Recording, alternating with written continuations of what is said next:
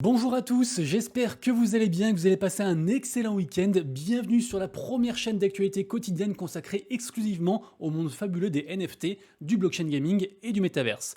Comme tous les jours, on est ensemble pendant un petit quart d'heure, c'est parti directement.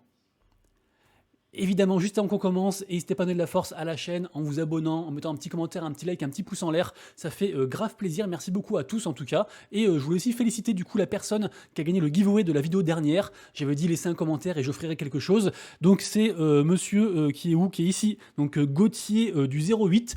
Si tu regardes la vidéo, GG à toi. Et puis ouvre un petit ticket dans le Discord. Et puis comme ça, je te remettrai ton NFT. Également aussi, je vous précise que tous les mois en fait, il y a des quêtes communautaires à faire qui sont gratuites, qui vous demandent en fait de vous engager, je sais pas, dans le Discord, partager une actu, des choses comme ça. Il y a des lots à gagner chaque mois, donc des fois des dollars, des fois des NFT, des fois des watlists, tout le temps aussi des NFT de la commune, les NFT VIR, et NFT d'ailleurs qui sont toujours mintables pour ceux qui le souhaitent, qui veulent devenir VIP VIR de la communauté. Ça coûte 0,05 ETH, 50% sont pour les modérateurs, les autres 50% sont pour les premiers holders en fait, pour les récompenser, et 100% de la YouTube monnaie que je gagne du coup avec les vues sur YouTube est reversé à tous les holders de VIR en fait chaque mois. Donc voilà, après il y a aussi d'autres avantages. Renseignez-vous, rejoignez le Discord, et puis comme ça, on parle de tout ça. Et également aussi, et ne vous inquiétez pas, ce sera la dernière news me concernant, après on passe aux vraies actus. J'ai fait un tweet ce matin qui a plutôt bien marché, et c'est vrai qu'en général, vous aimez bien quand je me livre entre guillemets à vous directement, qu'on parle de cœur à cœur, et même dans les commentaires, en fait, pas mal de gens qui ont dévoilé des choses sur eux, et c'est très intéressant comme ça de pouvoir échanger tous ensemble. Donc dans ce tweet, c'est pas quelque chose que je garde secret, et d'ailleurs j'ai fait ce tweet un petit peu sur un coup de tête sans réfléchir, après avoir parlé à quelqu'un en DM. Donc j'apprends, ou je vous réapprends, que je viens d'une famille monoparentale qui était au RSA, avec du coup plusieurs addictions, alcool, plein de trucs. Voilà, après chacun ses difficultés. En tout cas, j'ai dû taffer du coup toute ma vie depuis mes 16 ans. Je rajoute aussi bien sûr que on m'a jamais rien donné et que du coup voilà, c'est à la sueur de mon front que j'en suis là où j'en suis, et que en gros je regrette rien parce que si vous voulez, sans ces expériences passées, je serais pas l'homme que je suis aujourd'hui. Il se trouve qu'il y a quelques années encore, à 30 ans, j'avais aucune économie, j'avais même des dettes, enfin c'était un petit peu la catastrophe. Et aujourd'hui, j'ai 36 ans, je suis marié, je suis heureux, je peux mettre de l'argent de côté, je peux investir, je fais un métier que j'aime, vous me voyez dans mon métier à l'heure actuelle. Également aussi, du coup, j'ai eu un électrochoc qui m'a permis de faire tout ça, mais voilà, après, je vais pas forcément revenir dessus, mais tout ça pour vous dire qu'à force de travail et de volonté, je suis arrivé là où j'en suis, et que j'ai un rêve, c'est d'être riche. Alors après, bien sûr, la définition d'être riche, elle varie pour tout le monde. Moi, être riche, c'est quoi? C'est juste en fait manquer de rien, et puis pouvoir partir en vacances une fois de temps en temps. J'ai pas des goûts de luxe, mettre ma famille à l'abri, des choses comme ça, des trucs simples en fait finalement. Donc j'ai pas vraiment de target. J'ai quand même marqué millionnaire parce que du coup ça représente un chiffre et un truc plus concret. Et je me dis que c'est possible d'être millionnaire au prochain bull run, et en tout cas je fais tout pour, et je cravache comme un fou. Donc dites-moi si vous pensez que je suis fou, soit en commentaire, soit dans le tweet. Et également aussi, à la base je fais ce tweet pas pour étaler ma vie et genre me la péter ou autre, c'est d'une part parce que je suis fier de mon parcours, et il faut être fier de son parcours, et d'autre part, si ce tweet peut motiver ne serait-ce qu'une seule personne à ne rien lâcher et à se dire que c'est possible même quand c'est la galère, j'aurais gagné en fait, je serais super content. Donc voilà, dites-moi ce que vous en pensez, et puis on passe directement aux actus. En tout cas, l'info du jour aujourd'hui, c'est bien sûr le teasing de la part de OpenSea. Ils ont juste teasé ça, ils ont dit soon, donc beaucoup de gens pensaient que c'était un token, et au final, ils ont répondu, c'est pas forcément le airdrop que tout le monde attendait comme le Messi, donc c'est pas un token, hein, comme dit aussi Well Swoosh, qui est un influenceur très connu qui bosse avec Kazuki, donc on sait pas ce que c'est. Personnellement, je penche pour la piste gros partenariat, peut-être le plus gros partenariat qu'ils aient jamais fait, peut-être avec Facebook, je ne sais pas, hein, enfin on peut tout imaginer. En tout cas, parce que ça me fait un peu penser à Facebook, le logo comme il est fait. Je pense pas que ce soit une collection NFT, parce que OpenSea version Pro a déjà fait une collection NFT, donc je pense qu'il n'y aurait pas de sens d'en refaire une derrière. Après, on sait jamais, mais en tout cas, ce sera forcément un truc qu'il faut surveiller attentivement. Et tant qu'on est sur les marketplaces, on parle de Tensor, qui est donc la première marketplace NFT sur Solana. Regardez-moi ça, jusqu'à présent, ils ont fait 5 millions de Solana tradés. Donc sachant qu'en fait ils récupèrent en fait 1,4% des transactions, ça veut dire que j'ai fait le calcul pour vous, ça veut dire qu'ils ont récolté rien que sur les fees 1,7 million de dollars. Donc autant vous dire que Tensor, ils ont de l'argent, et évidemment on attend tous le airdrop à venir, qui est pour ceux qui participent en fait, qui font du listing un petit peu comme sur Blur aussi. Donc ils ont beaucoup d'argent, donc vraiment on espère que les gens vont être récompensés en fait pour leur implication et pour l'usage qu'ils font de la marketplace. Mais c'est en tout cas incroyable incroyable comme milestone ce qu'ils ont fait.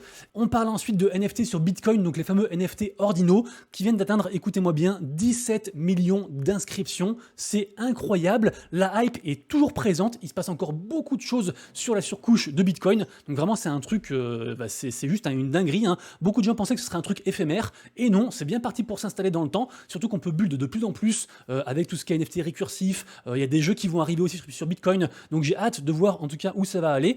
Et d'ailleurs, je précise aussi que là, on est sur le site dune.com, qui est un gros site de data sur pas que les NFT d'ailleurs, hein, sur plein de choses différentes. Très intéressant. Et Dune qui a annoncé aussi l'arrivée de leur NFT. Donc ce sera pour dans 12 jours. Donc ce sera le 27 juillet.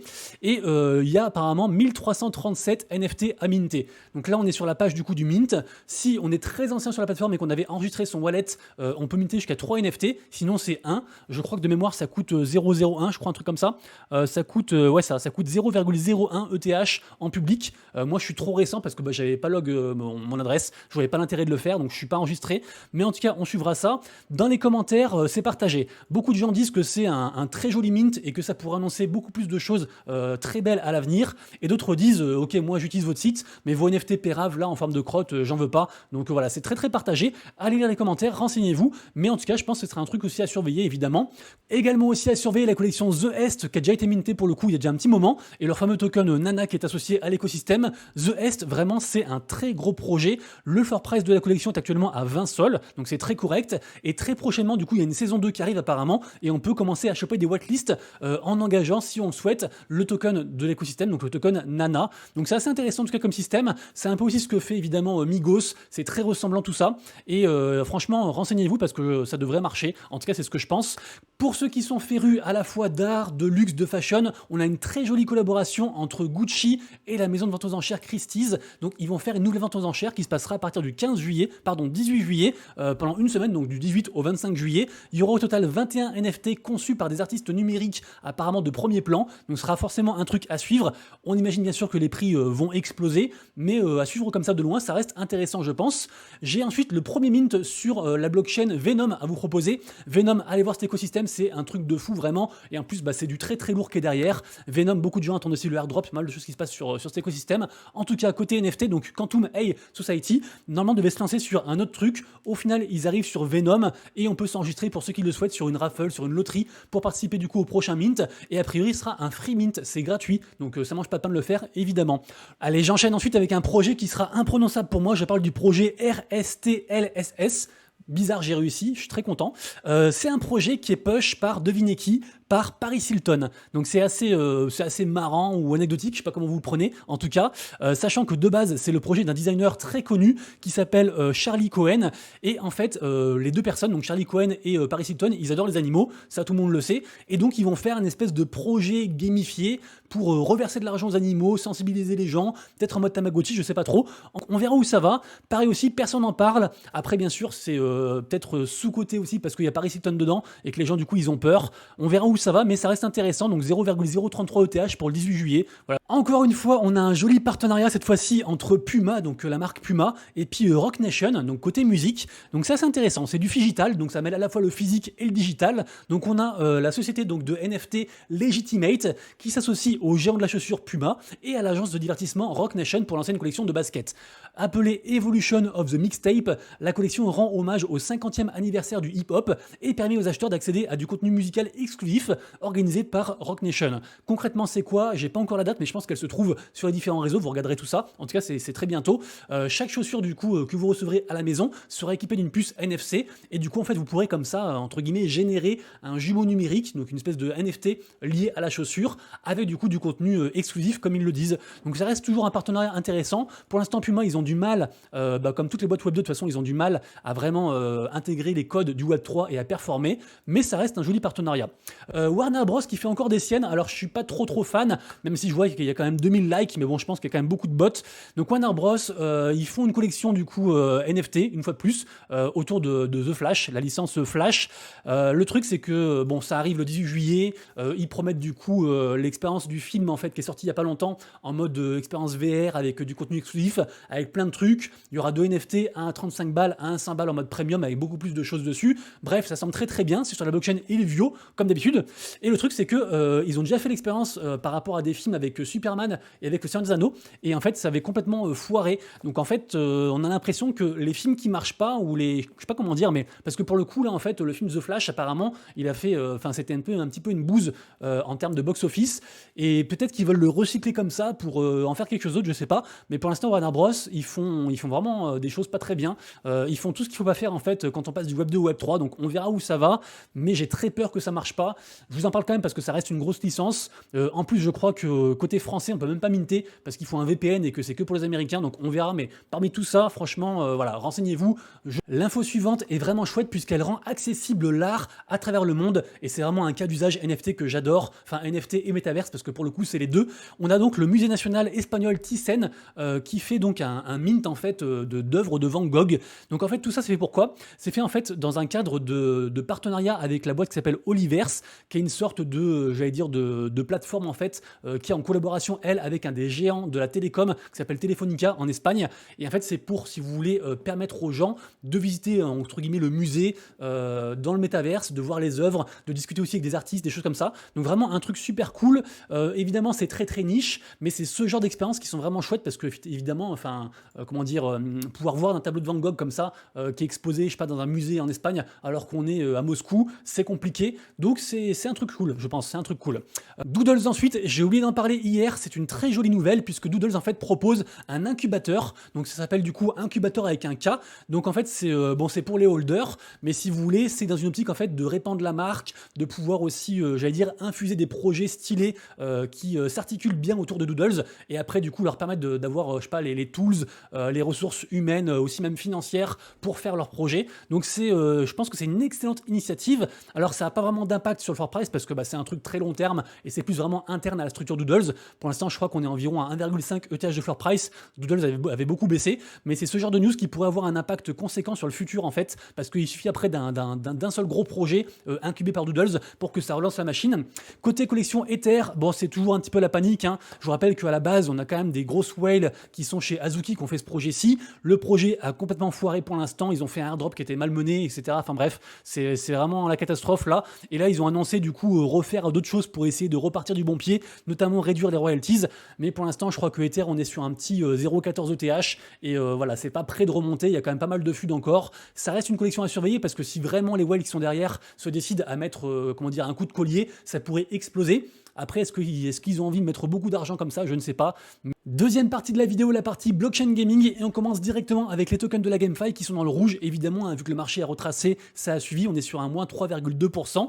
A noter quand même que le token Wax, Aurori, Gods Unchained, et puis aussi le DAO de Star Atlas, le token du DAO de Star Atlas, est quand même en positif. Ils font genre entre 3 et 6%, donc ça reste cool de voir ce que des projets, entre guillemets, des fois sont résilients à des tendances de marché. C'est côté news, on parle de Sorare qui avait emmené, rappelez-vous, 5 joueurs à Marseille pour rencontrer des stars, notamment aussi du coup Zidane. Donc incroyable, c'est quand même des expériences qui n'auraient pas été rendues possibles sans l'arrivée des NFT et de la blockchain. Donc vraiment bravo pour tout ce que fait Sorare, hein. La licorne française est en train de rayonner à travers le monde, c'est juste incroyable. Donc voilà, c'était pas vraiment une news, mais news quand même. Par contre, grosse news côté Aavegotchi, qui est donc un petit peu une sorte de comment on appelle ça, les petits trucs là, petites bestioles qu'on avait à l'époque, les Tamagotchi. Voilà, c'est une sorte de Tamagotchi version blockchain. En gros, ils viennent d'engager un mastodonte, puisqu'ils viennent d'engager en tant que game director le monsieur qui s'appelle Andy Tudor. Et Andy Tudor, c'était un mec qui a bossé chez EA Sports. Il a aussi bossé sur des jeux comme NASCAR, sur plein de trucs, des franchises aussi sur Walking Dead. Donc c'est vraiment quelqu'un de très puissant, enfin très puissant, oui, si on veut, mais surtout de très fort en fait dans ce qu'il fait. Donc à suivre. Mais vraiment, Aavegotchi, ça reste un très joli écosystème. Très rapidement ensuite, parce que ça a concerné les holders, mais on parle de Tearing Spaces. Pour moi, Tearing Spaces, c'est un très joli, très gros projet gaming. C'est un MOBA en 3v3. Et sachez que lundi, il y aura du coup un nouveau mint où il faut en gros fusionner des mints, enfin des NFT qu'on a déjà pour du coup faire un nouveau NFT. Mais pour moi vraiment, si vous avez un petit peu de temps, allez Dixa. Si vous aimez tout ce qui est MOBA, MOBA c'est entre guillemets genre le League of Legends hein, pour résumer, et bah vraiment allez voir ça parce que je trouve que c'est un projet sous-coté. Un projet aussi sympa dont personne ne parle, c'est le projet des studios Xayah, puisque on a Street Fighter The Game qui est donc sorti, qui est dispo, qui est gratuit, qui est décentralisé, qui est tout ce qu'on veut. Et sachez qu'on peut en fait jouer au jeu et réclamer des NFT gratuitement. Et en gros le jeu c'est quoi? C'est vous allez construire genre une espèce de bonhomme en fait en bonbon, et après vous les faites s'affronter. Et le jeu paye pas mine comme ça, mais quand vous allez voir le studio et ce qu'ils font, je pense que ça peut être un truc sympa sur le moyen long terme, à voir.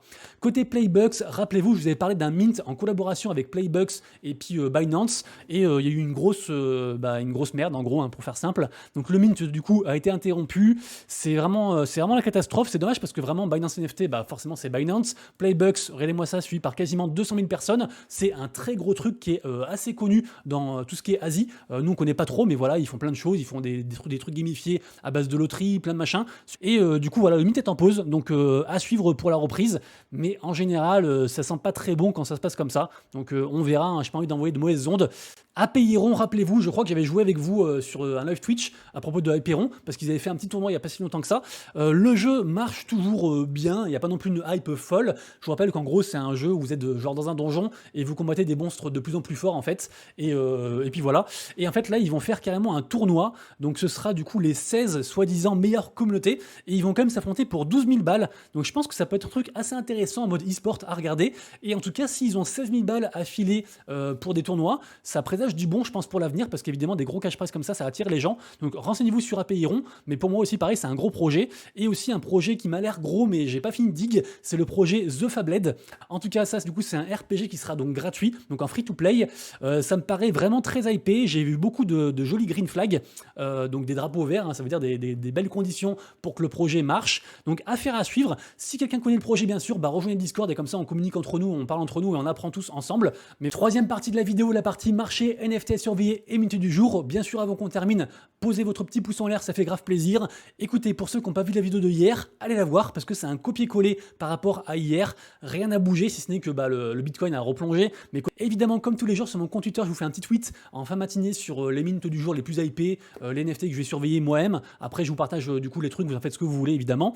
En mint aujourd'hui on a donc le mint de Mahjong, donc ce sera je crois à 5h du mat. Alors ça j'ai dit Mahjong mais ils font aussi pas mal de loteries. En tout cas c'est un très gros projet pour le coup. On a aussi le mint du partenariat entre Raka et Momentsui dont j'ai parlé je crois il y a 3-4 jours. C'était un énorme projet il y a environ 1-2 ans. Là le problème c'est qu'en fait ils ont fait un mint qui m'avait l'air hypé, mais il y a eu une attaque en fait, un exploit qui a été fait. Du coup il y a des mints qui ont été mintés alors qu'ils n'auraient pas dû être mintés. Bref, ils ont mis en pause et normalement là ils relancent la public aujourd'hui.